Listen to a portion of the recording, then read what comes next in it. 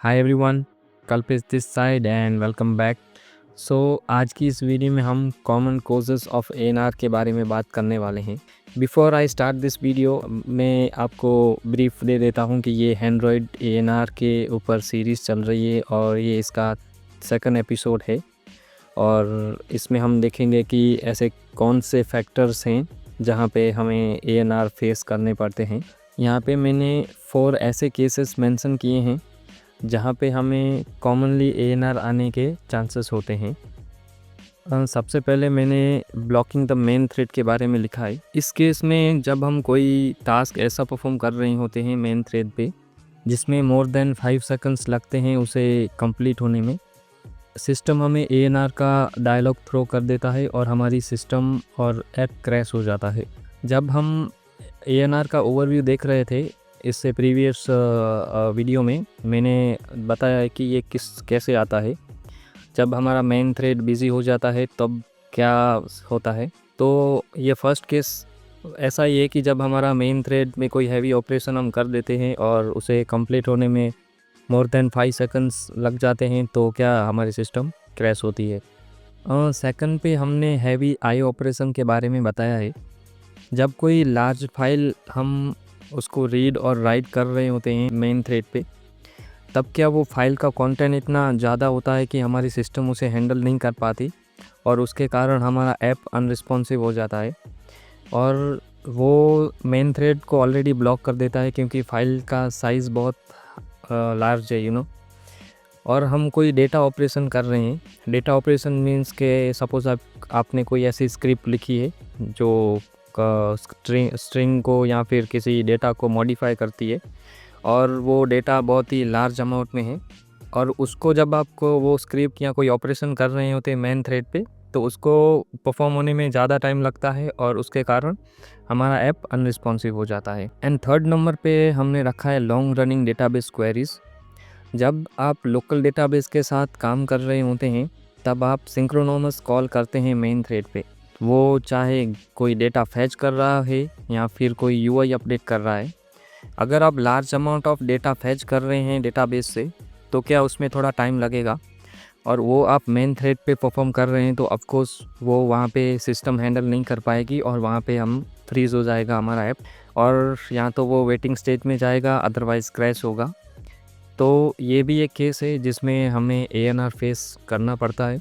And fourth पे हमने सिंक्रोनोमस network request का केस रखा है जिसमें हम मल्टीपल एपीआईज कॉल करते हैं मेन थ्रेड पे और जब मल्टीपल्स एपीआई हमने कॉल किया है तो आपको हमारा मेन थ्रेड उसे हैंडल नहीं कर पाएगा जिसके कारण हमारा ऐप अनरिस्पॉन्सिव हो जाएगा।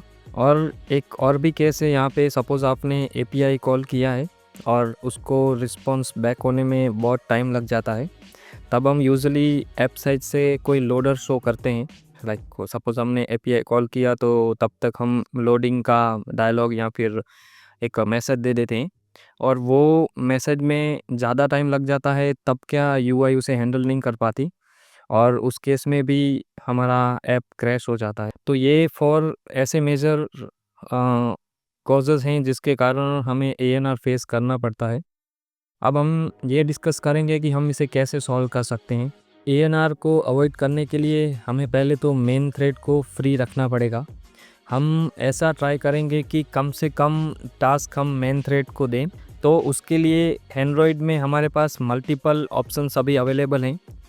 हम RX जावा यूज़ कर सकते हैं, RX कोटलिन यूज़ कर सकते हैं एंड अभी मार्केट में कोरोटीन्स भी बहुत चल रहा है।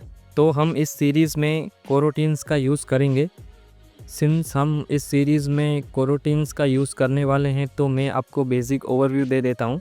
कोरोटीन वो एक एंड्रॉयड की लाइब्रेरी है और हम इसकी हेल्प से असिंक्रोनोमस कोड लिख सकते हैं।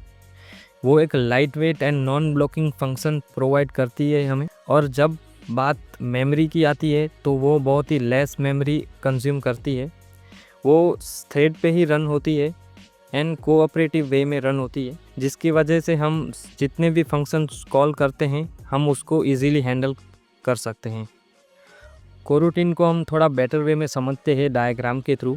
हमारे पास यहाँ पे फ्लो चार्ट है जिसमें हमने ये मेंशन किया है कि कोरोटीन कैसे एग्जीक्यूट होता है यहाँ पे जब भी आप कोई कोरोटीन फंक्शन लॉन्च करते हो तो पहले हमें उसके लिए एक स्कोप चाहिए। स्कोप के थ्रू आप उसे लॉन्च कर सकते हैं।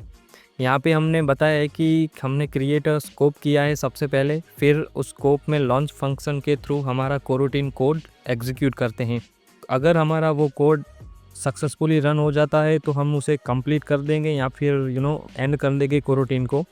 अगर उस केस में और समहाउ कोई एक्सेप्शन थ्रो होती है तो क्या हम उस कोरोटीन कोड को कैंसिल या सस्पेंड कर सकते हैं। इसीलिए हम कोरोटीन को लाइट वेट प्रोसेस बोलते हैं कि जब भी हमारा कोड सस्पेंड हुआ या तो सक्सेसफुली रन हो गया, हमारे को वो मेन थ्रेड पे कोई भी ज़्यादा लॉन्ग ऑपरेशन नहीं होगा, या तो वो कैंसिल हो जाएगा या तो फिर सक्सेसफुली रन हो जाएगा। यहाँ पे हमने और भी बताया है कि थ्रेड और कोरोटीन कैसे डिफरेंट है एक दूसरे से।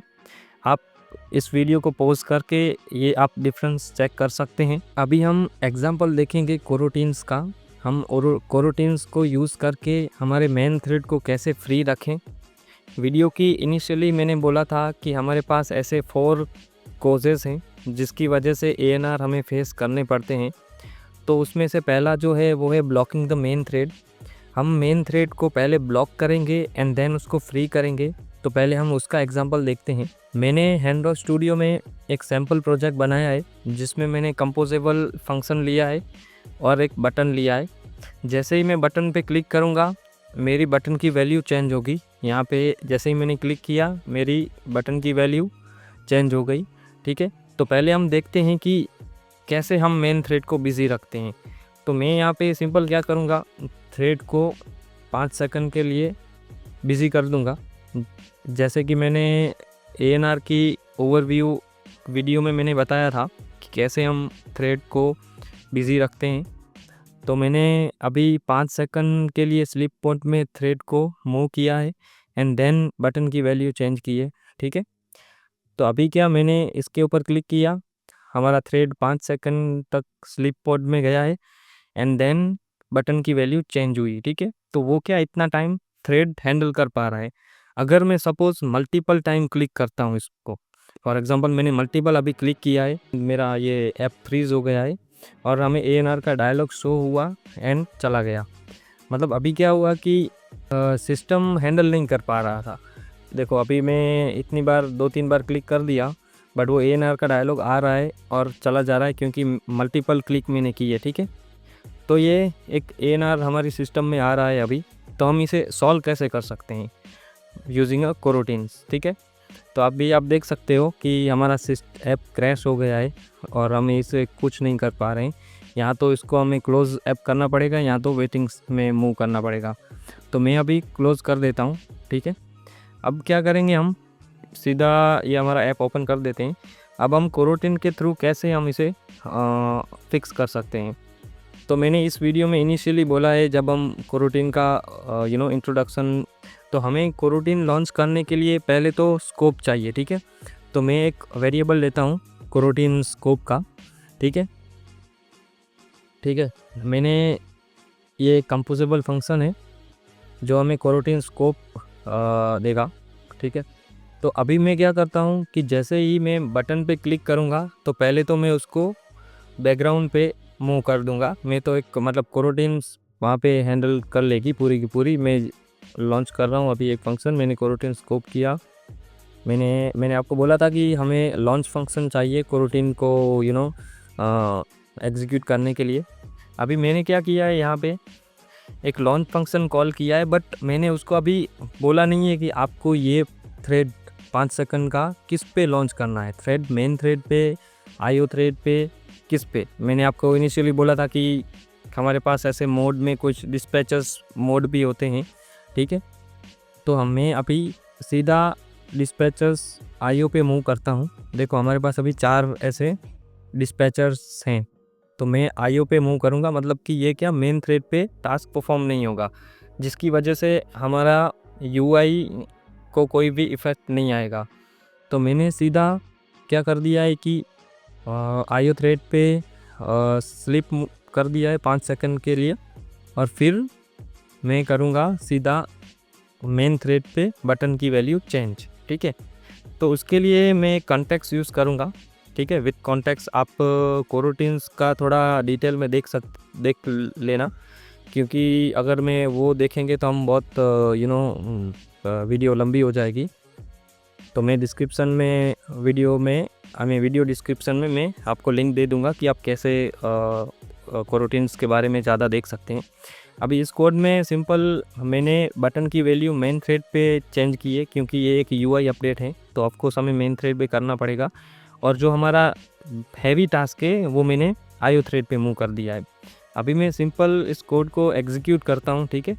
अभी आप देखना कि हमारी बटन की वैल्यू और हमारा ऐप क्रैश नहीं होगा, इवन हम मल्टीपल टाइम उसको क्लिक करेंगे तो भी, ठीक है। मैंने क्लिक किया, देखो कुछ नहीं हो रहा। मैं बटन की आप इफ़ेक्ट देख सकते हैं, हमारा ऐप क्रैश नहीं हो रहा है, क्योंकि ये जो मैंने थ्रेड को 5 सेकंड के लिए आईओ पे मूव कर दिया था।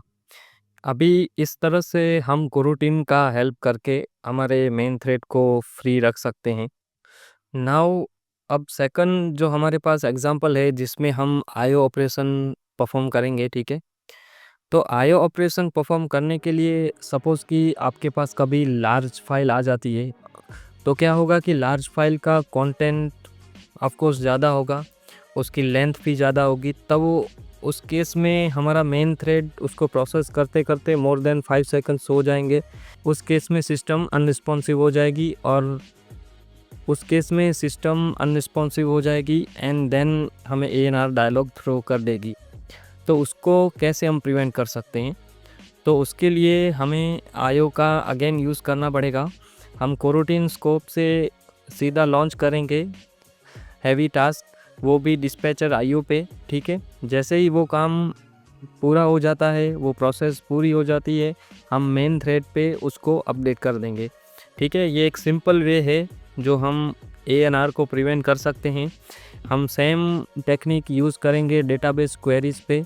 सपोज़ कि मैं लोकल डेटाबेस पे फैच कर रहा हूँ डेटा, और वो लार्ज अमाउंट ऑफ डेटा है, वो उसमें टाइम लग रहा है maybe more than 5 seconds. Then again the system will enable to handle that, and हमारी सिस्टम अगेन ANR थ्रो करेगी। तो उसके लिए हम सेम पैटर्न फॉलो करेंगे कि आईओ थ्रेड पे हम मूव करेंगे लॉजिक कि आप डेटाबेस से डेटा लेके आओ आईओ थ्रेड पे, एंड देन जैसे ही डेटा आ जाता है हम मेन थ्रेड पे उसको अपडेट कर देंगे। तो जो हमारा सिंक्रोनॉमस नेटवर्क रिक्वेस्ट है, जिसमें हम API कॉल करते हैं, कोई नेटवर्क ऑपरेशन परफॉर्म करते हैं, तब भी हमें क्या करना पड़ता है कि हम मेन थ्रेड पे ना करें। अभी आप इस एग्जांपल पे देख सकते हैं कि हमने डायरेक्टली API कॉल किया है, और हमारा अगेन हमने रिस्पॉन्स की लेंथ चेक की है। अगर रिस्पॉन्स की लेंथ बहुत ज़्यादा होगी और उसमें टाइम मोर देन 5 सेकंड्स लग जाएगा, तो हमारी सिस्टम क्रैश हो जाएगी। उसके लिए हम सिंपल आईओ थ्रेड पे वो लॉजिक मूव कर देंगे कि आप फैच करो आईओ थ्रेड पे, एंड देन जैसे ही वो रिस्पॉन्स आ जाता है आप मेन थ्रेड पे उसे अपडेट कर दो। तो सिंपल वे है इसको। आप सिंपली क्या करो कि जो हैवी टास्क है वो आईओ पे मूव कर दो कोरोटीन्स की मदद से, एंड देन मेन पे आप उसको अपडेट करो। तो गाइस इस वीडियो में बस इतना ही। मैं आपको अपकमिंग वीडियोस में मिलता हूँ। Thanks for watching this video.